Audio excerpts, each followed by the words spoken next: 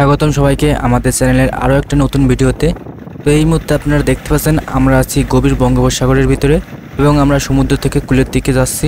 তো দেখেন এই মুহূর্তে সাগরের ভিতরে কি পরিমাণে ঢেউ হচ্ছে, এত পরিমাণে ঢেউ হচ্ছে যে দাঁড়িয়ে ভিডিও করা সম্ভব হয়নি, যে কারণে কষ্ট করে বসে ভিডিও করা হয়েছিল। আর দেখেন যে ট্রলারটা চালাচ্ছে সে কত শক্তভাবে এই হাইলটা ধরে রাখছে। আর সমুদ্রের ঢেউগুলো দেখেন হঠাৎ করে বাড়ি দিচ্ছে ট্রলারের নিচে। আর ট্রলারটা মনে হচ্ছে না উল্টে যাবে এমন একটা অবস্থা, কিন্তু ট্রলার উল্টে যায় না। তারপরেও অনেক ভয় লাগে, কারণ এই ঢেউগুলো অনেক সময় ট্রলারের উপরে চলে আসে আর সাথে সাথে ট্রলারটা ডুবে যেতে পারে। তো আপনারা কি আগে কখনো এমন ঢেউ দেখেছেন? না দেখে থাকলে অবশ্যই কমেন্ট করে যাবেন। সমুদ্রের জীবন আসলেই অনেক কষ্টের একটি জীবন, সেটা এই ভিডিও দেখলে আপনাদের কাছে পরিষ্কার হয়ে যাবে।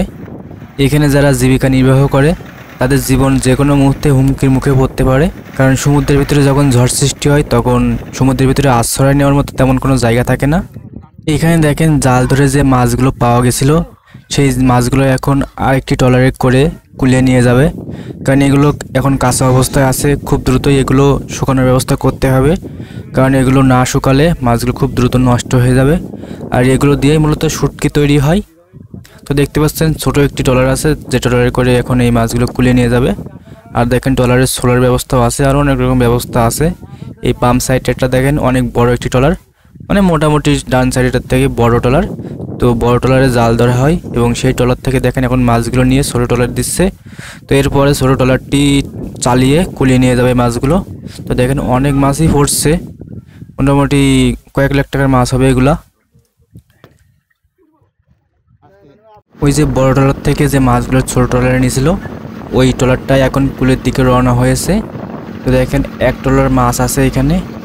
আর এই যে মাছগুলো দেখছেন এগুলো কাঁচায় খুব একটা ভালো লাগে না। আর এই যে ছোটো জুড়ি দেখলেন, ছোটো জুড়িতে কিছু রূপচাঁদা মাছ আছে।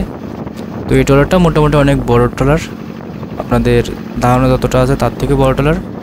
তবে যে মাছগুলো দেখছেন মাছগুলো রাখার কারণে ট্রলারটা অনেক ছোটো দেখা যাচ্ছে, কারণ এখানে অনেক মাছ। আর এই যে সমুদ্র দেখছেন এখন মোটামুটি একটা ঠান্ডা সমুদ্র, এখানে খুব একটা বেশি ঢেউ নাই। যখন ঢেউ হয় অনেক তখন এই ট্রলারটা চালিয়ে যেতে খুবই সমস্যার সৃষ্টি হয়। তো এখন দেখেন ফাঁকা সমুদ্র এবং ট্রলারটি খুব ঠান্ডাভাবে চলে যাচ্ছে কুলের দিকে। এই যে মাছগুলো কাটতেছে এগুলো হচ্ছে সামুদ্রিক মাছ। যেটা কাটলো এটা হচ্ছে রূপচাঁদা মাছ, এবং সাইডে যে মাছগুলো দেখতে পাচ্ছেন এগুলো হচ্ছে চাকা চিংড়ি, বড় বড় চাকা চিংড়ি।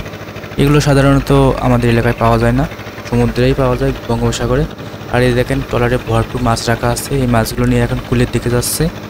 তো সামনে দেখেন ঝুড়ির ভিতরে কিছু মাছ আছে, এবং সব মাছ তো ঝুড়িতে রাখা সম্ভব নয়, যে কারণে এই যে নেটে কিছু মাছ রাখা আছে। মোটামুটি অনেক মাছ আছে এখানে, 15-16 ঝুড়িরও বেশি মাছ। তো আমাদের ভিডিও আপনাদের কাছে কেমন লেগেছে সেটা অবশ্যই কমেন্ট করে যাবেন। আর ভালো লেগে থাকলে অবশ্যই আমাদের চ্যানেলটা সাবস্ক্রাইব করে রাখবেন।